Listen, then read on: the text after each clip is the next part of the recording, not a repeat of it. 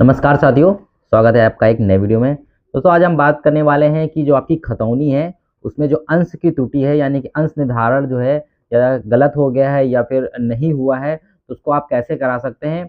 और ये एक समय सीमा में इसको तय किया गया है, यानी कि कितने समय इसका लगेगा, यानी कि अंश निर्धारण कराने में आपको कितना समय लगेगा।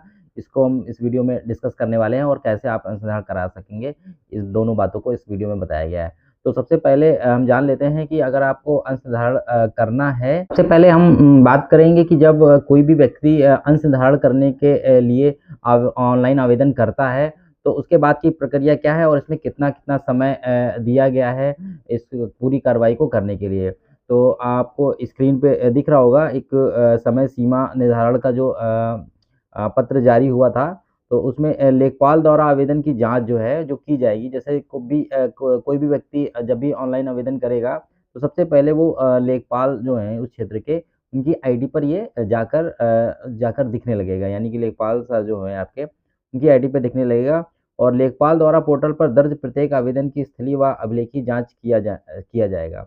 यानी कि आपका जो आवेदन उनके पर आएगा उनकी आईडी पे, तो वो उसका अभिलेखी और स्थलीय जाँच करेंगे और जाँच करने के बाद जो भी स्थलीय जो आख्या होगी और साथ में जो भी संलग्न डॉक्यूमेंट होंगे, उसको वापस उसी पोर्टल पर अपलोड करेंगे।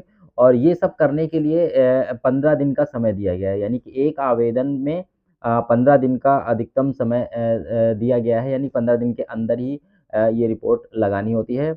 और इसके बाद आपका आवेदन कहाँ जाता है, जब कोई आपने आवेदन किया है और लेखपाल जो हैं आपके क्षेत्र के, उन्होंने आवेदन की जाँच कर ली है और संबंधित जो साक्ष्य हैं उनको लगा के प्रेषित कर दिया है।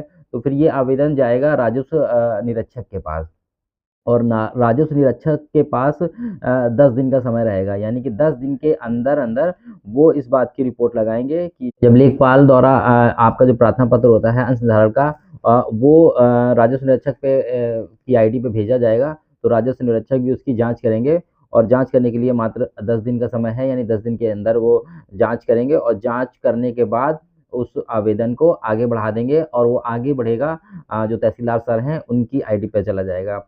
यानी कि जब तहसीलदार सर की आईडी पे चला जाएगा, तो तहसीलदार सर की आईडी पे 7 दिन के अंदर 7 दिन के अंदर ही इस पे वो इसकी अपनी आख्या देंगे और उसको स्वीकृत या अस्वीकृत करेंगे और स्वीकृति की दशा में इसको अमल दमारत के लिए भेज देंगे। यानी कि आपका जो दाखिल खारिज खतौनी पे चढ़ता है उस पे भेज दिया जाएगा। जो कंप्यूटर ऑपरेटर होते हैं और वहाँ पे जो आरके होते हैं, उनकी ये ज़िम्मेदारी है कि 3 दिवस के अंदर उसको खतौनी पर उस पे दर्ज कर दिया जाए। तो ये एक प्रक्रिया है। और इसमें एक और बताता हूँ कि तहसीलदार सर के ही पास एक ऑप्शन होता है कि अगर कोई मामला विवादित होकर आता है, यानी कि लेखपाल जो हैं, अगर किसी मामले को अंश निर्धारण को विवादित होता है, तो वो विवादित भी जो प्रकरण होते हैं, वो भी तहसीलदार सर के पास आते हैं और तहसीलदार सर वहाँ से उस प्रकरण को उप जिलाधिकारी न्यायालय में प्रेषित कर देते हैं। तो इस तरह से जो अंश निर्धारण का जो प्रकरण है, जो आवेदन होते हैं, उसमें समय सीमा तय कर दी गई है। इसी समय सीमा के अंदर आपका जो अंश निर्धारण है, वो हो जाएगा। अब बात कर लेते हैं कि आपको ये ऑनलाइन आवेदन करना कैसे है। तो इसके लिए सबसे पहले आप जो उत्तर प्रदेश राजस्व परिषद की जो वेबसाइट है bor.up.nic.in, वहाँ पे लॉगिन कर लेंगे और लॉगिन करने के बाद जो होम पेज खुलता है आपको, आपका जो होम पेज खुलता है, तो उसमें सबसे नीचे स्क्रीन पे आपको दिख रहा होगा, ये लिख के आ रहा होगा एक आइकन, भूले खतौनी अंश त्रुटि सुधार। यानी कि इस तरह से एक आइकन खुलेगा। जब इसको आप ओपन करेंगे, तो ओपन करने के बाद आपका आपकी आईडी जनरेट होगी, जो कि मोबाइल नंबर डालकर आप लॉगिन कर पाएँगे और उसमें बाईं तरफ आकर अंश संशोधन के लिए आप आवेदन कर पाएँगे। ये आवेदन पूरी तरह से निःशुल्क है, इसमें कोई भी शुल्क नहीं है।